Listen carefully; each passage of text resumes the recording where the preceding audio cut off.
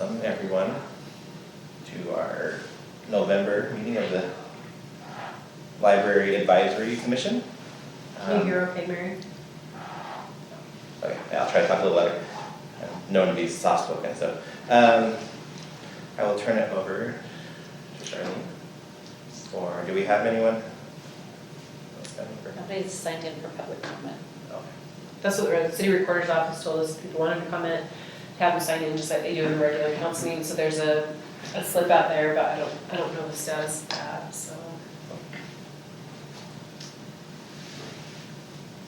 Do you want the business items done without a quorum, or?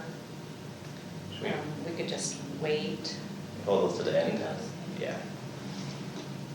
I think we'll skip to, so we skip to item 3 on the agenda. Yeah. And over to you, Sharon. Okay, so I was going to share my screen here, Mary, so give me just a second if I.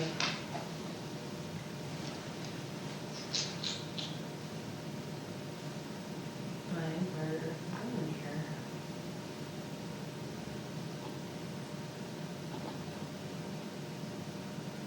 So we have been talking about our new catalog.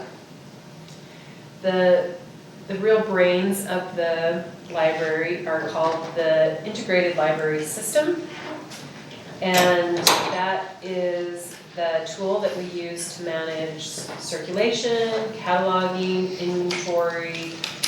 Basically everything about us as a library lives somewhere within that integrated library system. And we have been using the Cersei Dynex product for decades and decades. They were an industry pioneer in it. They had their start in Orem when it was just Dynex. And it's been a good product. It has served us well. Theirs is a proprietary product, which is certainly not anything unusual for a technological product, but we had a new division manager, Anthony Morris, came on board, and because of his association with UVU, he had experienced the transition into an open source product, which is known as Koha. So that essentially means it is owned in total by no one, and many hands have contributed worldwide to the creation of the product, and they continue to contribute to the advancement and refinement of the product. So he had been through that and really found the experience to be worthwhile for their library, so we started looking at it. Our contract with Cersei Dynex was coming to an end, so we either needed to negotiate a new contract, and when you're talking about a multi-year expenditure of a lot of money, you have to do a request for proposal and evaluate your options, so we did that. And we also liked the Koha product, and so we started down the road with implementing a new ILS system in that Koha product. So we also wanted to have a discovery layer, so we worked with the company Bywater to, one, help us transition to Koha, and two, help us create a discovery layer, which is known as the Aspen discovery layer. So they have been doing that. We will be transitioning fully the first week of December. So we were just going to give you a quick look at a couple of different things with the new catalog. This is not completely live or completely tied into all records at this point. But this is that's a much brighter yellow on there, but this is a little bit about the look and feel of it.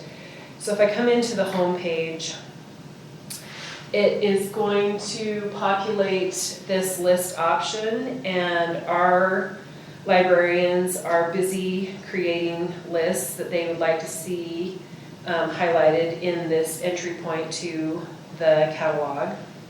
So that is an exciting one. And then they're broken out along these lines, and then you can do a lot of things with providing information from this point. So I will show you our other. This is This is how we enter the catalog currently. And it allows us for a lot more information. And this new site is capable of kind of learning your patterns and learning everyone's patterns for returning information based on popularity and other markers that would tell it to be a priority.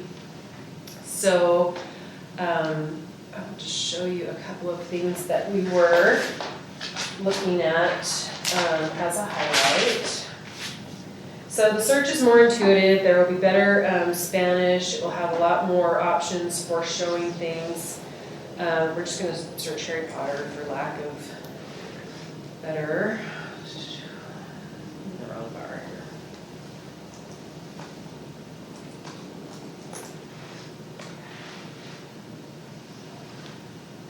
So that is going to bring up what we would expect to see, which is a Harry Potter book.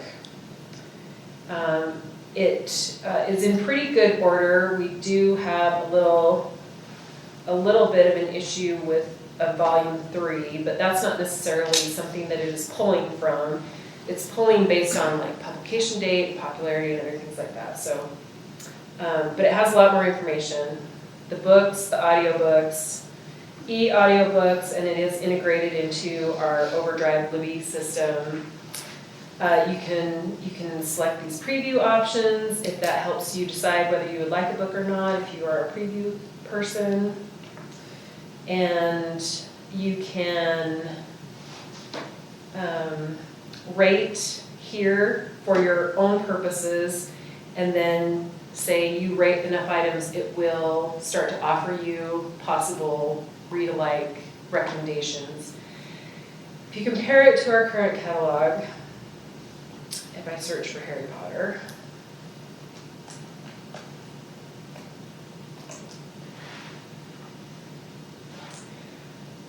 it is not completely sure what I want. So it is trying to return what I want, but for the vast majority of our patrons, that is not necessarily what they want. So we feel like the ability to learn and return based on what the community is looking at is helpful for people to try and narrow down their search, because if you were a parent looking for a Harry Potter book, you might be wondering if you're in the right spot at this point. So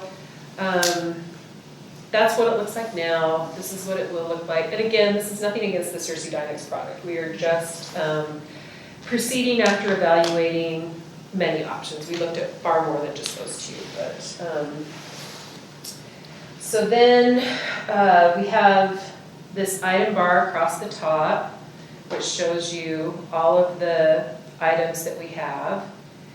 And if we had a program with a keyword that you were searching, in this case Harry Potter, but it could be much broader than that, there would also be a banner that would alert you to this is coming up at the library. So we really like the integration of that for sharing more information.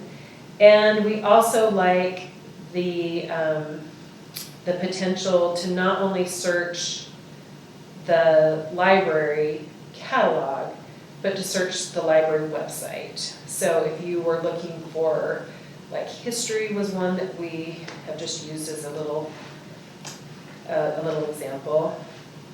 So this is just, it doesn't, I mean, history is pretty broad, so it's not sure exactly what I want to have brought up, but that is one that you can connect to through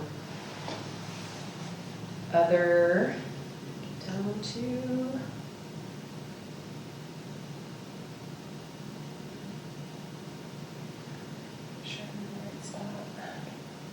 the Explore More feature. Sorry, I haven't taken this training yet. My training is tomorrow. Oh, Explore More is the bottom. We've trained a lot on the back of house one, and this is the front of house one. Bottom of the record. Okay. So, Explore More is going to populate other potential options for you to look at. So this connects to our Mountain West Digital Library collection of Orem history books. And then these are some other things that are connected to political thought, web pages, databases. They're working on some icon placement too, so. Lots of different options to kind of help people refine what they want or introduce something new. Right now, our catalog is not as able to integrate the databases as we would want, and they are just on the Orem Library website in kind of this format. So those are all the databases. And the databases are not fully integrated yet, but they will be more descriptive. So you'll be able to drill down into more information about particular databases as well. And so you as a patron can maintain your own lists if there are things that you have read or things that you want to read or movies, all those kind of things. You'll still be able to put items on hold, suspend those if they're not working for you at that time and you want to, they call it freezing your hold instead of suspend, and it's likely we will transition to that language. And if you rate things, it will start to give you recommendations.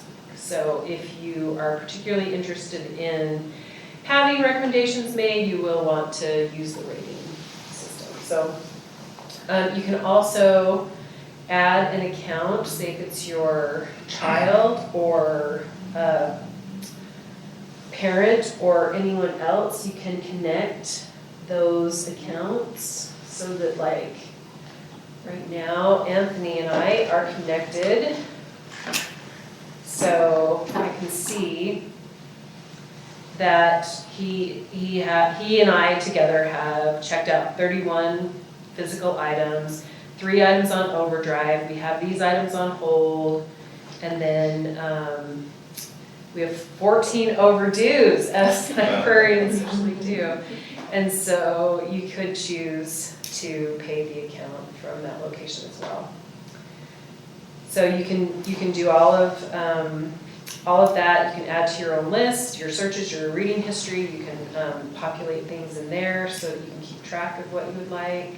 Is that an option now to pay your fines online? Or not yet? There is a PayPal option, but it is coming in through your account. So I could log into my account on Cersei, but I don't have a fine, so I'm not sure that it's going to help you. But you can do it. We do contract with PayPal. We have a lot of people who want to pay it from home, so they do have the ability to do that through PayPal, but you just have to log into your account. And this one you will have to log into your account as well, but it is right up there in the front.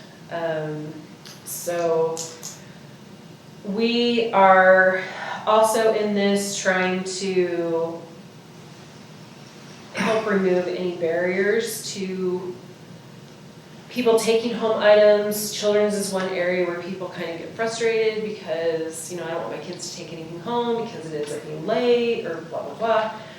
So we are going to be turning on auto renew for kids' items.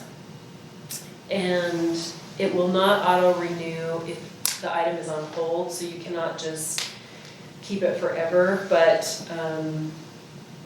it will auto renew and then send you a message to let you know that your item is late, but we have renewed it for you, so please finish up, bring it back, whatever the language is going to be.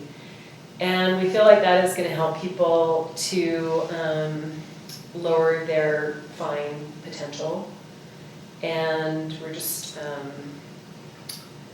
going to start with children's items and see how it goes.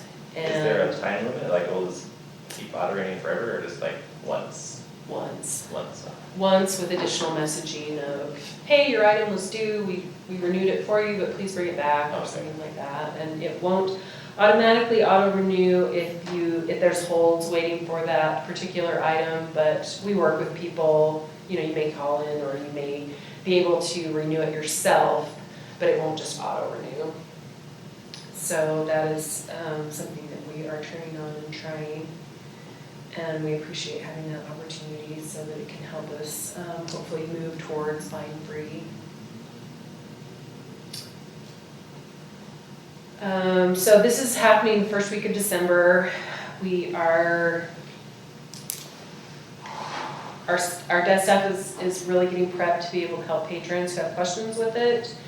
We've tried to reduce a lot of the unnecessary data that needed to be cleaned up before we migrate over, so that people don't have to have any interruption in service or anything like that. It will take a little bit of learning because it's going to look and feel a bit different, but we think that people are going to like it. I think they're going to jump on it really soon. These are not completely live because this is still a test one, but if they like it, it'll pop right up, and they can add that and other things. So we think the product is going to be a helpful one for patrons.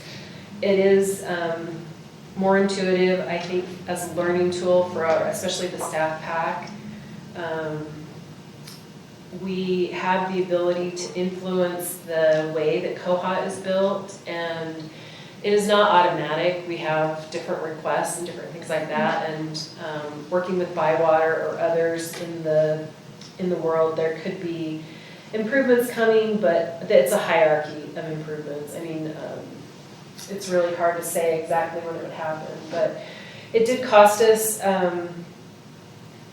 I would say 1.7 of our annual contract to build it, and then the annual contract price goes down over time, so we would save money over time. We did choose to buy the Aspen Discovery layer rather than just have the Koha general layer for Discovery, because we thought it would be easier for patrons, and we think that investment is going to be well worth the money. So overall, that is just part of it. There will be an app. We have not really had the best luck with an app lately, with the last ILS, because there wasn't that much you could do with it other than search the catalog, and we felt like people were mostly just going straight to the internet to search the catalog. But the app has more potential on this one, and so we will have that. It will also be easier to look at either in the app or on the website for mobile, iPhone or Android. So then, let's see, because that's interesting. Because I liked Harry Potter and some legal things, it is returning my recommendations to me, and it will learn as I go, so that there will be more recommendations depending on my rating. It shouldn't interface with your specific data unless you're rating, but it will interface with the overall community's data. So if there's something that is popular in the community, it would certainly, gain popularity in how the system searches and returns and things like that. Anything I missed from your Koha training? We've all had a lot of Koha training, but now we're at the Aspen Discovery layer, and they've been training us on that this week, and mine is tomorrow. I'm sure I'm on today, so. Any questions, anything you guys saw that you have concerns about, or you think we should work on a little bit more? The look and feel of it is constantly being tinkered with just a little bit to make sure it has kind of current thoughts and opinions. We are also going to be using the Koha system to rebuild the library's website. We think that's going to be a really a good tool for us, and it will be easier for us to use. They're just trying to make sure that the tie-ins with the other websites that we connect to will be able to see calendars and other things like that we need to maintain connections to. But I'm excited, it looks awesome. I'm super excited to use it. we're hoping it is going to be a good thing. It's taken a lot of work. Anthony Morris has been doing a great amount of the behind the scenes work. Cataloging has been doing a huge amount, because there's all these kinds of questions that come up and come up and come up, and every area of the library has been involved to weigh in and troubleshoot, try to stave off problems that patrons might encounter, and we have just so much more potential to work on the modules that are specific to us, like things that will help us continue the most efficient way that we do acquisitions, or the most efficient way that we've found to do other things. Notifications, the SIP licensing, we get charged for every SIP license, which is an authentication component. We get charged for every authentication connection that we make through Cersei 9X, but these are unlimited. So as we go forward and try to protect data and other things, it will be likely that there will only be more points of authentication rather than less, so that will help save us money.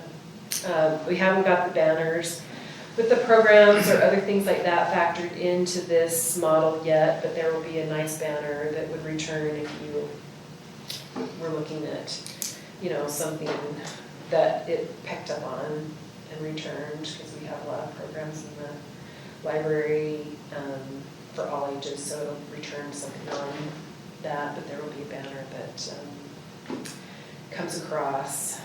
So they're gonna just start it, and if there are things that the staff notice that patrons are not loving, we will look at refining that. Or if P has suggestions that can be built in, we just have to reach a start point, and the first week of December is that start point. It doesn't change anyone's card number, it doesn't change anything about information. We don't store your information unless you want to store your information, so you won't be losing a lot of detail that you might want to keep. So now it has more potential for you to have detail, but that is just a very quick overview of what we have been spending a massive amount of time doing. Charlene, can Yes. you hear me? I can, Mary. I have one question, and it comes because I'm a historian. So when you put up history there, Mhm. I was really interested in that, and interested in what came up down below when you were talking about political thought and such. And I understand that most of this is going to be curated for the patron. But when we have something like as massive as political thought, how does those particular buckets down there, how do those, those explore more, how are the volumes that are going to be put in there chosen? Because quite frankly, political thought ranges from everything from people who are totally off the wall to people who have spent their entire lives thinking about things. So we've got, for example, the ratification on the Constitution, we have de Tocqueville, Federalist Papers, but then we have other things that I've never heard of. So what are the markers, what are the criteria that are determining what gets put in something like this? Well, I think it is definitely populating from particular cataloging fields, but I will try and get an answer as to whether it is pulling items based on circulation history or how it is determining that popularity. I mean, certainly some of it has to be like search engine driven analytics, but I can follow up and ask on that, because you're correct. That is going to be a very, very large list. And it's going to be a very sticky wicket too. Yeah, depending on if people think that it's leaning either left or right, rather than giving things that are much more general. yeah. Do you think that's a concern that we should maybe steer away from? I think it's something to be aware of. And it may not be a problem at all, because you started with something that was very, very general, rather than something that was more specific. But I think that there are certain topics like that that can lend themselves to people becoming irate. So look at these guys. So their Explore More, this is another Utah library, and their Explore More looks a little bit different.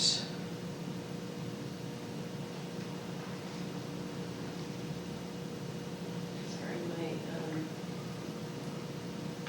laptop is sensitive. So, but interestingly enough, this is Uinta County's library, and I don't know why Midvale History is up there. So it seems like maybe it is pulling from other resources, but theirs is like, gosh, it's gotta be New York Times, right? New York Times, Politics and American History. So that is another interesting way to express it. So I wonder if we need to refine that category. It is interesting that it's New York Times, which is considered left-leaning, but it pulls up Bill O'Reilly as the first choice, so.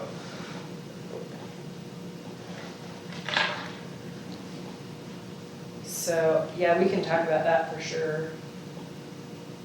We're looking forward to having our databases be in there if you're searching for something, whether you're doing it for school or other types of things. So we're hoping that brings more light to them, but Well, could it be like what you're saying, though, if it could be populating based on who at the library is searching for things, is that how it works, or just you searching? I think it's gotta be populating based on the community. So if the community's leaning one way, it might just be populating that way.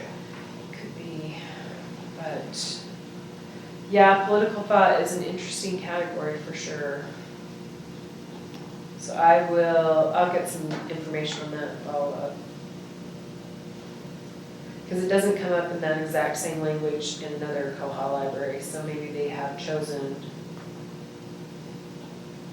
like this is an event for them coming up in the history. It's a homeschool event, which makes sense. But history regional, yeah, we can talk about that, that's a good point. Thank you, Mary. Well, the other thing that strikes me is there should be some just basic Library of Congress cataloging categories that could be used for something like that, rather than leaning on ad hoc categories that we come up with. Some of it is tied to mark records, and they talked about that in the Aspen training. Yeah, we will, definitely what returns has got to be tied to mark records, which is the only way it would know. But which ones? Yeah, exactly where it is, Yeah. tying into the mark record. Okay, I will follow, oh, there's a banner, that's an example of a banner. This inset piece, sorry, I moved away from it. This inset piece in the, this piece here, Utah County Heritage Museum. that's a banner. So it is saying, here's something else. Here's an event, here's a resource, here it is. So we will have some of those banners in ours, hopefully to try and tie into more connection between our collection and our programming. We just don't have that in the test mode yet.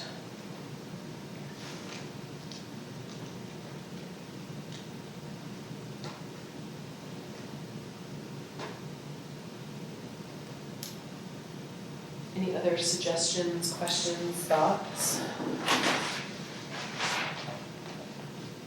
I'm sure we'll have lots of public input once it goes live. Yeah, and there's, One thing that I think is gonna be challenging for us is we have always tried to help people like with their PIN. But now we are not able to help people with their PIN. So we can send you the link to reset your PIN or try and help you verify information about your account in other ways, but we won't be asking people for their PINs to verify account information, and we can't see your PIN. So that's the big, I think, one of the big things that staff is, not loving because it was so easy.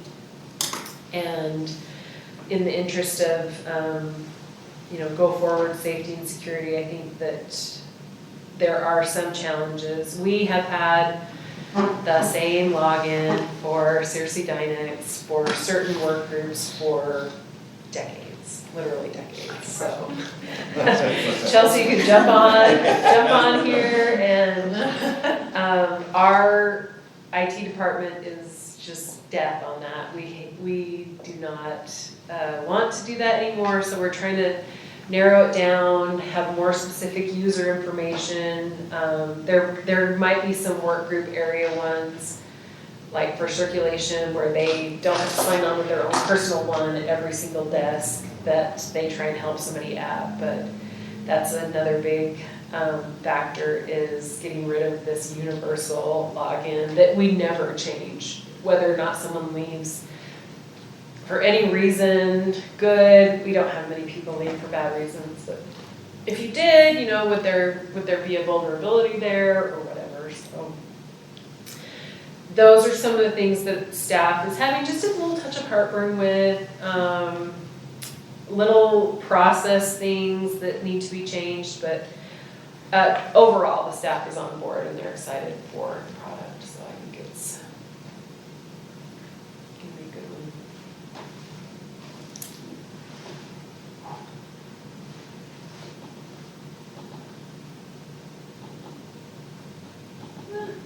Yeah, I minimized it, now I need to maximize it. And then I need to figure out. I was gonna see if we had any public comment, but she left, so. Yeah, I don't know if she's Come back or not. coming back or what, but. I'm gonna stop sharing my screen. You go down to the bottom.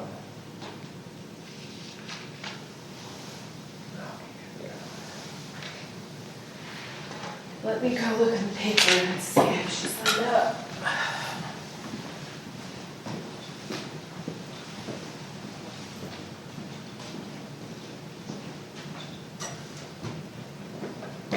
She did.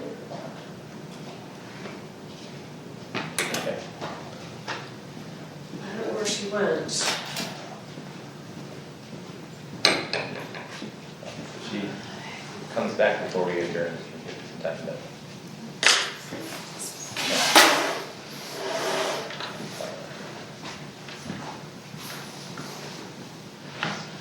We want to go back to review the minutes now. I think we have, what do we need for quorum? Four. Yeah, four. We're good. So, With Mary on Zoom. we need a vote to just, Yeah, you can just first and second. we need a vote to accept the minutes from the September 14th meeting. Second. Okay. And then we can go to just a review of the 2023 schedule, meeting schedule. It's in this packet here, so it's continuing that every other month schedule. Will our city council meetings will probably be in September again, or are we on that yet? Our presentation probably Presentation. will. Okay.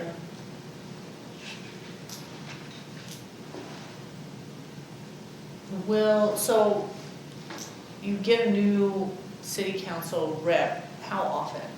Is it yearly or every couple of years or? It's at Their it's at the discretion. mayor's discretion. I just wasn't sure if since we were approved for schedule, if that also meant we were getting a rotation know. or not. I don't know. It's all up to them. And our our rep's not up for election this next year. She just came in, so, yeah, so that wouldn't affect it.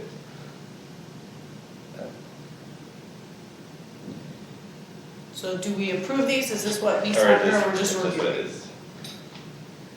I know that there has to be an actual vote for the schedule Okay. if you're all just okay with it. Yeah, we're okay with it. When will the chair assignment switch? Is that the new year, or is that when? Okay.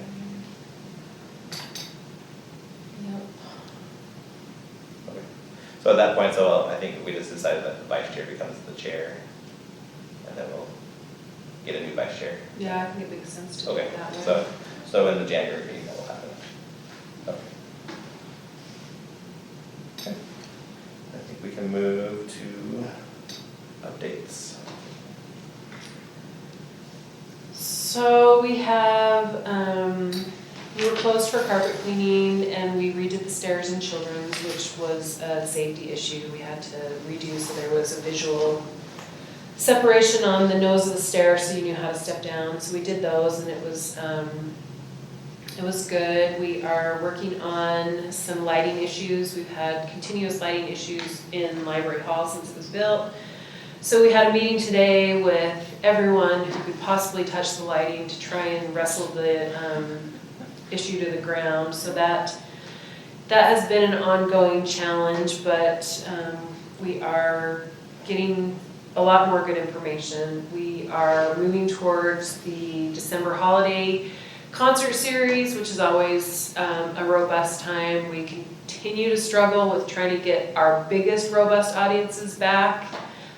It really depends, you know, you have a magic show or something that's a really big event for kids and we can pack the house, but other things get a little bit lesser attendance and we're trying to figure out why, trying to figure out how to bring more people back. We had the finale of Orem Reads with the writing duo of Christina Lauren, and I went over to that. They're really popular. They write under the name Christina Lauren, but there are two people that contribute to it, and they're a really popular group, and we've seen bigger audiences come to those author events pre-COVID, and we're still trying to assess, you know, like, should we be learning that people don't want to come to the author group? So do we not plan that? Do people want more of this, want more of that? And, you know, staff is really trying to create a series of programs throughout the year that are curated more than just kind of haphazard. So they're continuing to look for ways on that. Again, the auto renew is hopefully taking us one step further towards fine-free. We need to take several steps to actually be fine-free. Provo is fine-free and children's, other libraries are fine-free overall, so we're still trying to do that. It's a hard time to step away from income, but we do. So we didn't want to do anything surreptitiously because we've got to be above board about what we do, and the auto renew has been approved. You know, administration knows we're doing it, and so we'll see what that does to our revenue, and it should lessen it a bit, soften the blow when we actually accomplish not having to go after that revenue, but that is something still in the works. We've had a number of key retirements lately. We had the last one yesterday. Sharon gets 5 minutes of rest before she plans like the holiday party or something like that. So those things have been good. We had a new employee start today. We did not get very good looks when we posted the associate librarian position for acquisitions. We just did not get the pool that we were happy with, so we had someone take a lateral move into that position, so we hired a new associate for collection maintenance, which does all the processing and mending of items. So that person started Monday, and we got several school librarians interested in that, and school librarians take care of an awful lot of their own processing, mending, and so we met some very nice people and we stole them. So we have new leadership in that area, and then we, with the retirement of an assistant librarian in acquisitions, we felt like the support was needed more in circulation. So acquisitions does still have a really good team, but one of the positions is going to be repurposed into a full-time assistant librarian for circulation, which should help give that area more depth in terms of continuity and leadership. It has great leadership now. It's just one person cannot be everywhere all at once. And while this would not be a supervisory position, it would nevertheless be a permanent position who can take on more assignments than the part-time or flexible positions, because they would have more opportunity for different responsibilities. So that's going on right now. So those are really the updates. We're closed on Thanksgiving Day and the day after Thanksgiving, and then Christmas is kind of a Wild West of closure because we are generally off for Christmas Eve and Christmas Day, so that would, since Christmas Eve is on a Saturday, we will be closed on the 23rd, and then we will reopen on the 27th, because for Christmas Day, we will take our day off on the 26th. So it's a great year for that. A lot of people have been asking how the city center rebuild that you may have heard of impacts the library. Well, we don't get any rebuilt in that. We were rebuilt 15 years ago. We do need to make improvements to the children's wing bathrooms. That is our hard target, to try and either get money for that or to start setting money aside for that, because they are old and tired. But we are going to retain this breezeway here. They're going to keep that part of the building and then just find a way to dead end it into the end of the building. We really love that breezeway because it gives people an option that is not confrontational. If you have a sandwich or something, we can just ask you to step out there and eat rather than eat in the library, other things like that. It's also a place where people can talk. We do not regulate the conversations in the breezeway in terms of like volume or that, so it helps us have a place where people can be, and if they need to be together and talking a bit, they can do that in the breezeway at any time. So we love having that option. We also need the option for the family bathroom or the single occupancy bathroom, which the breezeway gave us two. So we've been very interested in having that, and the city has arranged for that to stay. When this building eventually comes down, the new building that will be built up in the corner of State and Center Street, it will also reconfigure the green space and the parking, and we'll have a little bit of parking closer to Library Hall when that reconfiguration happens. There will still be green space, but some of it will be reconfigured parking as well. So that's how it really ties into the library. Other factors to consider: we share a boiler with the city center, so we will be getting our own new boiler, whatever that looks like. Boilers are a generic term in my opinion. It may not be a boiler. It may be a different kind of heating, cooling system, but we have to get our own because they will eventually disconnect and we will have to stand alone.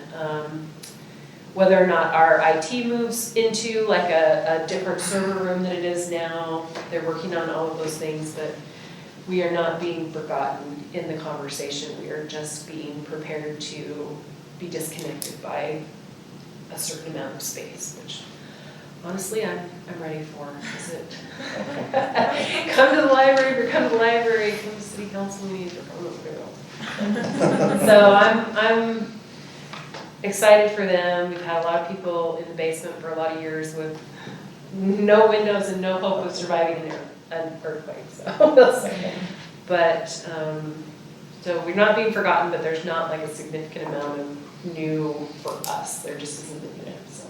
In that reconfiguration, will that mean that people can come all the way out, like off of the center all the way through?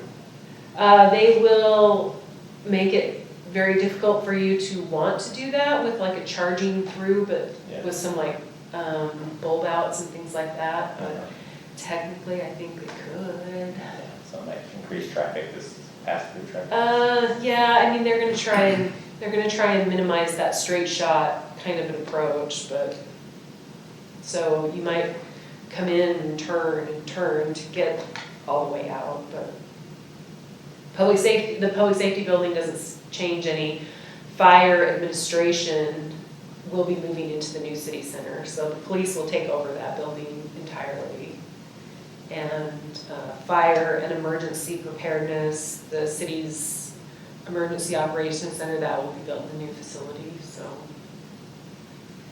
But the court building stays the same. The city has some court activity in there. We don't own that building anymore. I believe is some agency related to like Child Protective Services in that building and shares it with us, but that'll still stay the same. So it won't be a really straight shot through. They'll make it meander or whatever to control that. They've already controlled the access at State Street to be right out only on 100 North, which I think is very sound. It's definitely safer for the people who used to try to jet out there and do it. It was terrifying, but so. Do we have any updates about the displays? I'm sure that's what people wanted to come talk about. Yeah, I don't know where Amy Carr went, but yeah, let's talk about displays. So we have had some controversy over pride displays for a couple of years. We've had this pride displays longer than that, but they've been a little more low-key. Last year, one of our children's employees was leaving, and they felt very passionately, and so there was a very exciting and probably larger pride display in children's than we'd ever had. And it put us on the radar for some people who just didn't like that. But it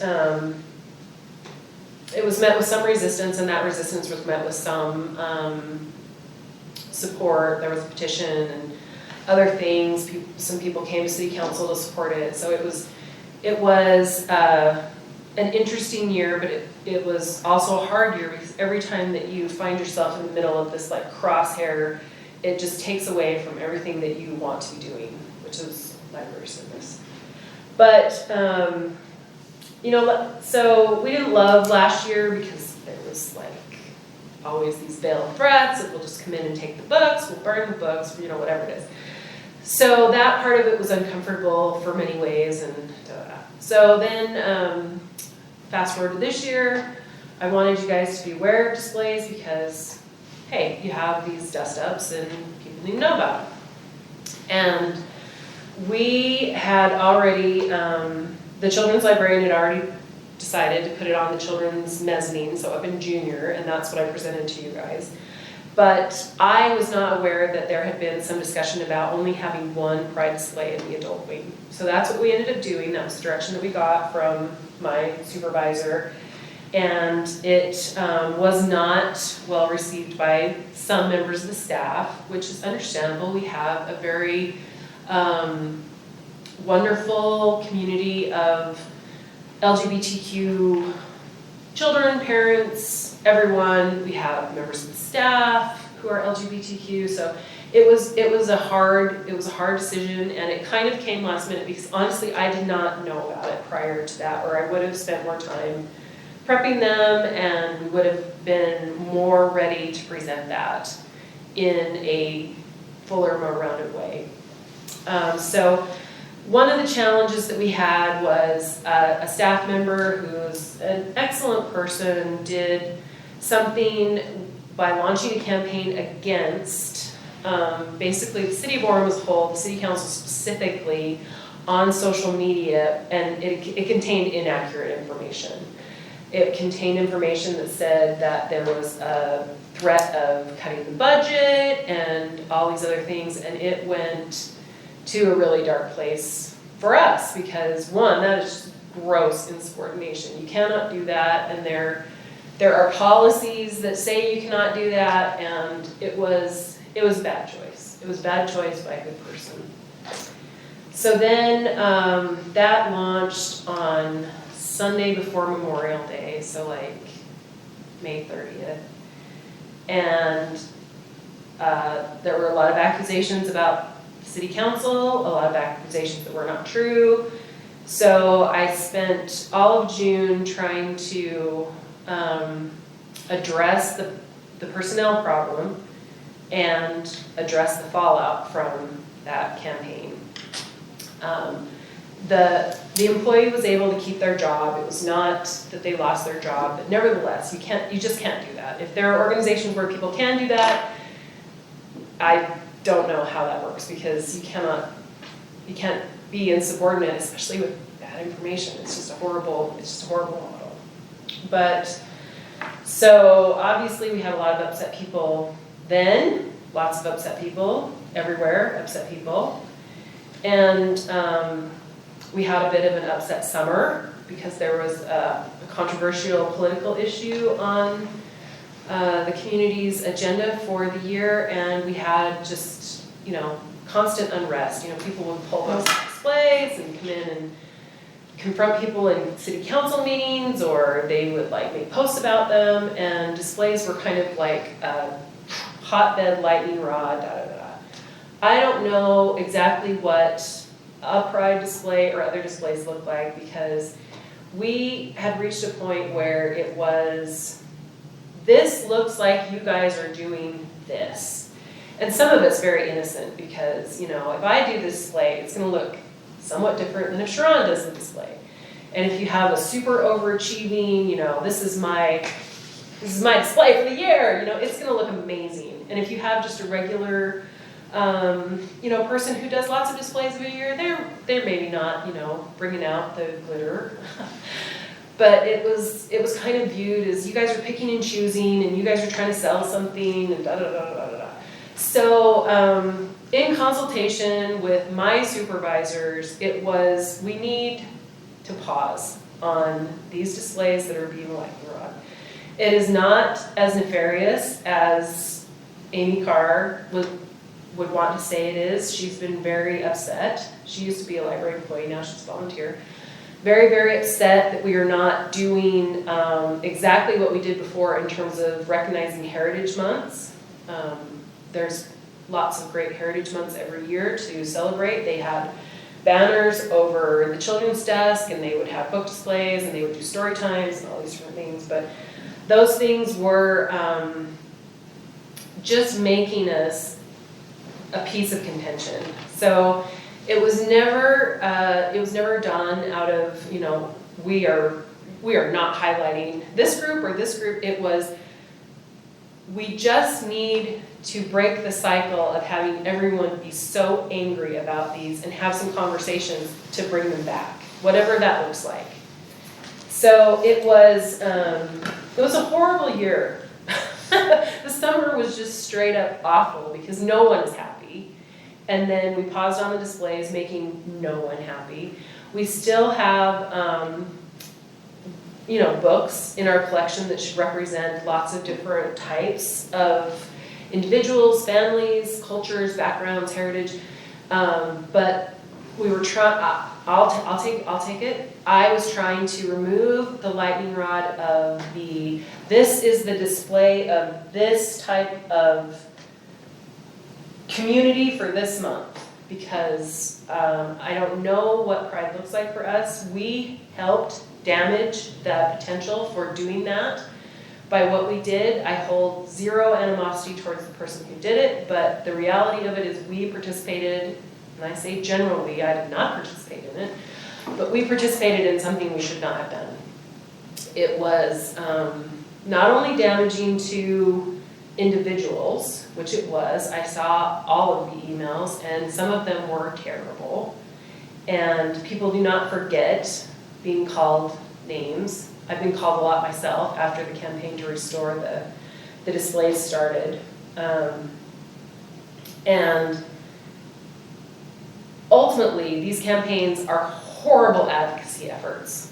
I mean, we had a really robust campaign last year, and then we launched it this year, and the robustness of it fizzled. So it was certainly X amount of emails, but somebody launched a petition last year and it had 2,000 signatures. This year it was less than 250 signatures. So those kind of things tell people, hey, it's not as important, because look, the results aren't the same. And that's not true. It's absolutely important to recognize and represent all the people in your community. but our approaches to the method of trying to be advocates for doing what we want have been flawed, just straight up flawed. So I think that we will probably do displays a little bit differently. We've kind of tried to standardize some sizing of signage and other things like that. But right now, I need some more time to work with some of the powers that be because they're working through different conversations. And I don't think overall the displays are gone forever. I don't want them to be gone forever. We're still doing podcasts and events and some other things. But as far as if you come to the library, it may not say this month in a display and have it be a certain thing. Like they did holidays, play on words for fall holidays in children's, and it had Diwali and other things in that category, but it wasn't, like specific to one group of people. Now, I think that it's always hard to have any type of oversight interject into a departmental level, but there's always going to be input. There's always going to be community input, and it was not coming from any one source, not any one council member, not anyone just who's the council. I mean, it was coming from lots of different places. This has been a year with a lot of involvement and other things, and we had people kind of watching, the display, that these items have been on display the whole month and nobody took them out, so there's no point in having them, on display. And so it just felt like it was becoming too much of a lightning rod, and we can redo it, we can retool it, and we will. But right now, yeah, it's true, we don't have Heritage Month displays. And I don't know if we aren't able to successfully negotiate something with Pride, if it makes sense to bring all of them back or none of them back. I don't know, because it just doesn't feel great to fight about human beings in any way, shape, or form. We are not the only library who did not have Heritage Month displays this year. It is not a standard display for every library, but it doesn't mean it isn't a beautiful display, an insightful display. We've had people speak to it. This has helped my family so much. I grabbed these books, and then I knew more about my neighbor who came from another culture than I did. We've had a lot of great positive feedback. But I think a lot of people want the smoking gun, that I'm going to turn over something that points to exactly what happened, and there isn't one. There isn't one. It just was a compounding number of factors that we just put them on pause. And the pause doesn't make sense to anybody, because for me the pause was timed with, we've just done a whole year of these types of displays, but for Hispanic Heritage Month, they're like, but you took our month. And I'm like, yeah, but, because then it was, they got 2 months and we only got 1 month. So it doesn't feel good to try and interfere with this process, but I think that there will be some changes. Some people didn't like banners, some people don't like this, and we just want to stop fighting about it, really. It doesn't sound as great to say that there's just always a little bit of contention with it, but in this world, there's always a little bit of contention with it. So it's not, we're not anti any one particular group. We still have a robust collection that should reflect all of the diversity in our community. We hope that collection speaks to inclusion in the library.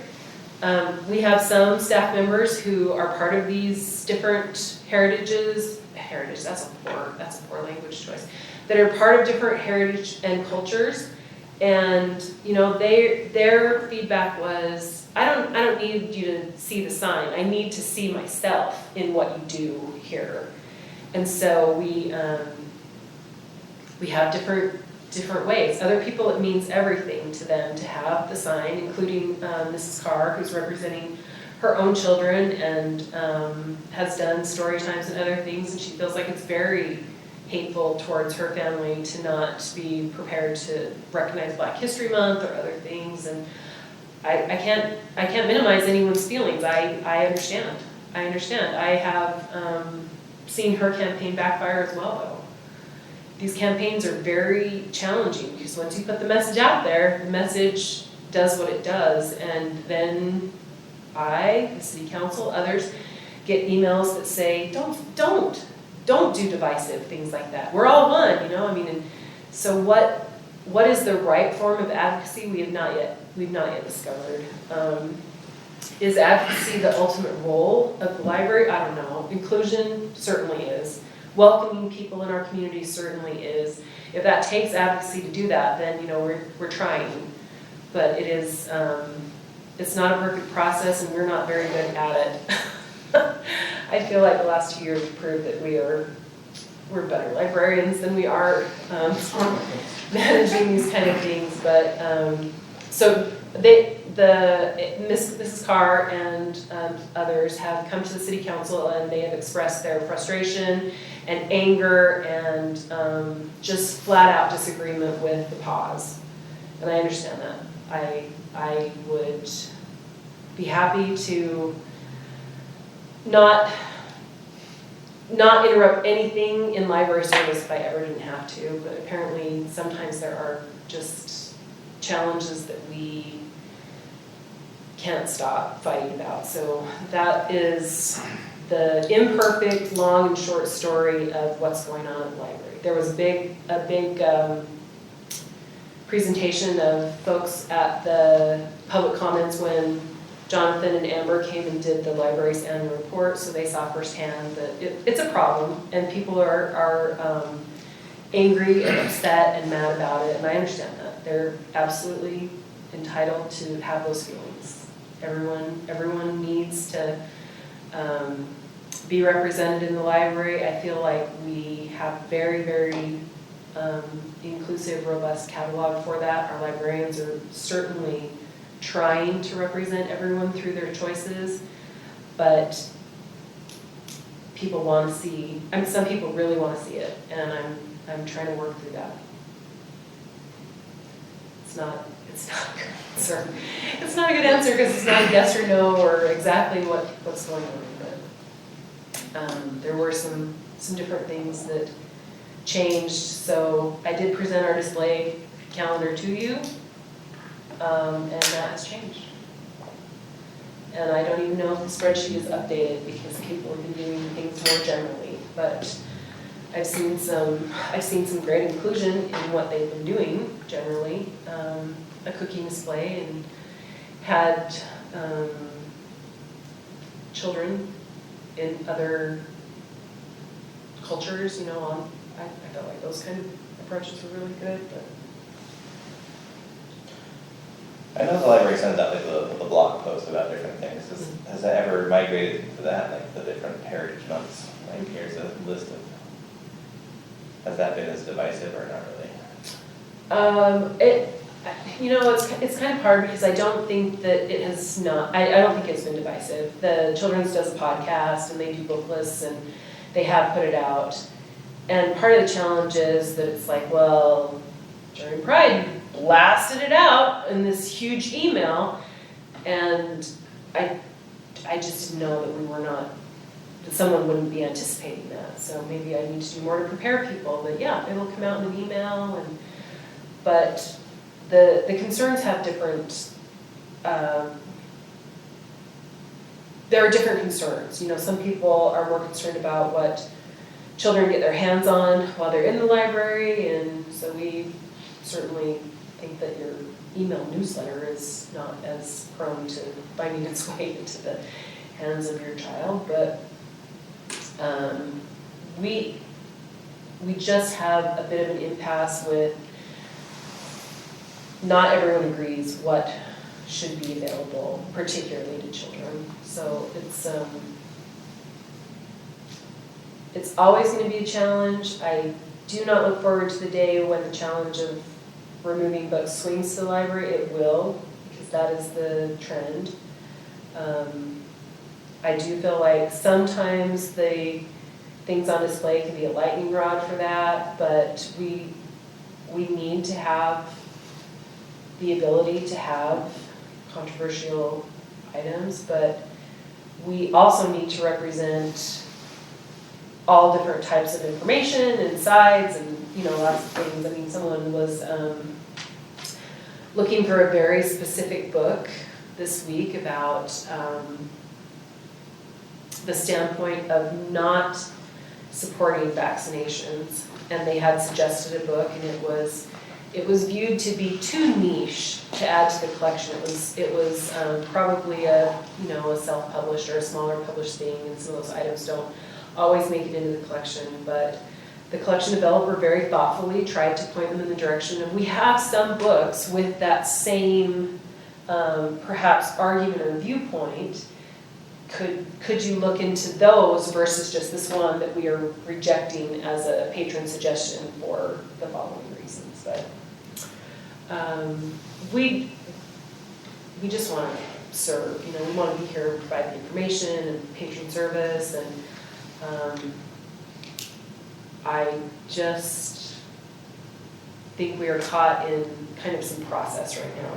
It's not nefarious. We've not been threatened or harmed or doing these other things, but it was becoming a real pinch point for us. So, but I can only take responsibility for that. I don't blame others. It was something that was continuing to be a problem, and so we paused it. But I think we can bring it back.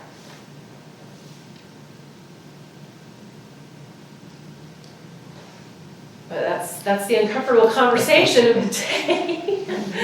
And I don't want the good of what staff tries to do with representing and including our community to be overshadowed by the fact that we just don't have one display or a display area and certain signage, because we'll work out the details, but the details only serve to highlight what we already have, which is a really great collection. They've had excellent success. Our Dia de los Muertos program served over 500 people. It was very popular. We have something special coming for Black History Month.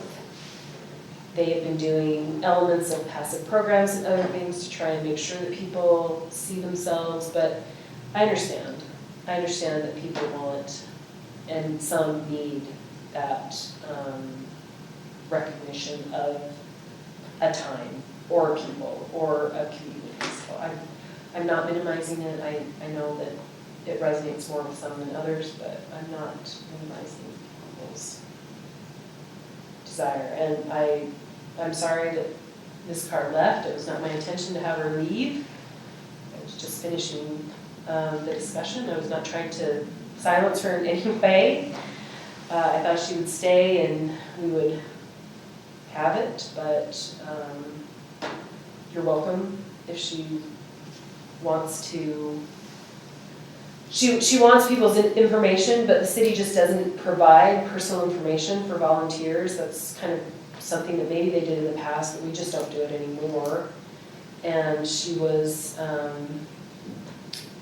going to I told her to send it to Sharon because I don't think she trusts me with the information. I'm not censoring the information, but I'm also not answering every question she has for me because I've answered it. And she's launched her campaign. I take responsibility for the display, so the campaign is against me, and that's fine. It's part of the job. But she's welcome to email information to Sharon, who's the most trustworthy person on the planet, and she will get it to you. I don't know if she sent anything so far. No, and I just checked to see if maybe she would have sent a message after she left. I haven't received anything since she left. So. But you're welcome to talk to her. I'm not trying to keep her away from you. She has something on Facebook if you want to check with that. I don't give out people's personal information. Stuff that I end up hearing is like word of mouth whispers, and I'm like, where did this even? Like, where are all these people? Like, carrying their pitchforks, though. I missed most of this. And then I find out about it later. Yeah, Very strange. yeah, this is a strange year. This is a strange year, lots of heat, and a very hot year, very hot year. Well, it's good we talked about it, because I kind of got caught by surprise at that council meeting. That one woman that got up to speak and kind of used my name, and I had told her something I didn't know, but she just wanted to quote me on it, so I don't know what's going on. So. Yeah, I understand it, and you may be part of the ones who passionately want to see it, and I respect that. I respect it. I'm not trying to take anything away. I'm trying to figure out what works, and we would love to reduce the conflict. I would love to reduce the conflict of pride, because I feel like it does not serve people to be the source of contention when you're trying to celebrate people. So, but I understand where the passion comes from. I have a lot of passion for it myself. This is not my personal library. I'm not able to function just in an island situation. If this were even a library board, I don't think that all libraries are completely autonomous, but we want to work with all levels of our community, with all levels, whether it's patrons coming in who disagree or disapprove of things. We want to work with people. We don't want to just fight with people. And we've had 2 years of campaigns that kind of build walls when we want to build bridges. And if I were a better advocate, I would know what the next step is. But I think that there are conversations happening to try and open doors to get more guidelines, more buy-in, more everything that we need to just bring them back. Super quick question about public comments in general. So if we have someone come and comment, did she just want us to listen? Does she want us to respond to her? Does she want us to vote on something? I'm sure she does. I'm sure that in this very upsetting thing, it's like, do you guys know what they're doing and can you fix it? I'm sure of that, and I don't blame that. That's what most people come to city council to do. So when she said she wanted to make public comment, we just asked, what is the appropriate way to handle that through the Open Meetings Act, and the city recorder told us to just do the same thing that we do for city council. Have people sign up, there's a certain amount of time that they can speak, and then generally comments are just received in the city council, but sometimes there is an answer. And I would have totally let her just hear the answer that I gave you. She wouldn't have liked it, but that's the answer. I mean, I'm not trying to hide anything from people. There is no smoking gun. There is no direction that says, don't do this. I don't have that. I just know that a lot of people were upset about it. We, at some point, needed to step out of being a real pain point for other processes and relationship building. And we, with all good intentions, a library employee just decimated relationships. I cannot tell you how bad that was. I mean, and I hold nothing against that employee. They did it out of passion for people that they love, but for us to go and launch something against the city council was just catastrophic. And, I saw the things that people said to them and about them, and real pain. And it's not helpful, and the relationships were damaged at every single level. So if I could stop doing that, if we could negotiate some way to stop doing that, but some of it is about trust, and we broke it right in half. I mean, it was really bad. And I'm saying that. I wasn't told that. I'm saying that. I saw the fallout. I saw the unintended consequences. I saw the relationships that were damaged. Our relationship with the Utah Library Association has been damaged, so we are not necessarily participating in that. with our resources right now, because they launched a bomb and then they launched a second bomb just because they wanted to. And so it's gonna take some time to rebuild that relationship. They have met with me since, and they came in to meet with me on this Heritage Month display thing, but we've got a ways to go, because when the Library Association that's supposed to support the library will not accept your answers and goes to Gephardt with bad information, it's a problem. It's a real problem. So, do I think that relationship can be repaired? Yes, I do. I think it will take some time, but it can. But you have to be very careful with your message, because once it gets out there and gets changed and morphed and comes back in a way that you never intended it, it's hard. It's hard. These kind of campaigns I'm not a fan. They don't net what I hope they Right, would. just because it's like once the horse is out of the gate, whoever started it doesn't control the message the whole time. So, And understanding is the goal. Acceptance is the goal. And all we've gotten is contention. And, but honestly, the person still has their job, which I thought was very generous given the level of upheaval. And we are working together as a library to look for the same exact marching orders we've always given ourselves. Represent, be inclusive, find the best information, share the best information, connect people to information in all the ways, academic needs, personal and social needs, all of the resources that we can bring to bear. Our mission hasn't changed, our methods haven't changed other than one little bit, but we are still working on it. It's a conversation in progress at all levels. Just quickly to your point about public comments, I think we probably, for the most part, should leave it. They say their thing, and we don't have to go have a back and forth, because that could take the whole meeting if we just opened it up to like a conversation. Generally, it's just they say their piece, and then if they want to talk to us afterwards, they can. So. I'm sorry she left today. Yeah. I didn't feel like we were going to get to that. I wasn't intending to not let her comment. Especially if we have like a whole list of people, we couldn't answer every question. So. Yeah, the city recorder said we limit it to 15 minutes. So Yeah. that's why the sign up has that. But if she was the only one, we could have answered your question. Yeah. So. Okay. So, is there anything else we need to cover for the end of the year? Okay. We have a motion to adjourn. yeah, I'll make a motion to adjourn.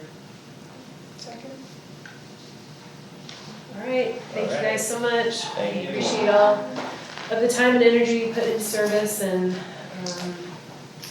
continue to give us feedback if you get in the catalog or programs or anything that you want us to work on, let me know. And we will wish you a very happy end of the year. And we'll see you all in January, but if you need us sooner, please reach out. Thank you so much. Well, we're going to come to as many of these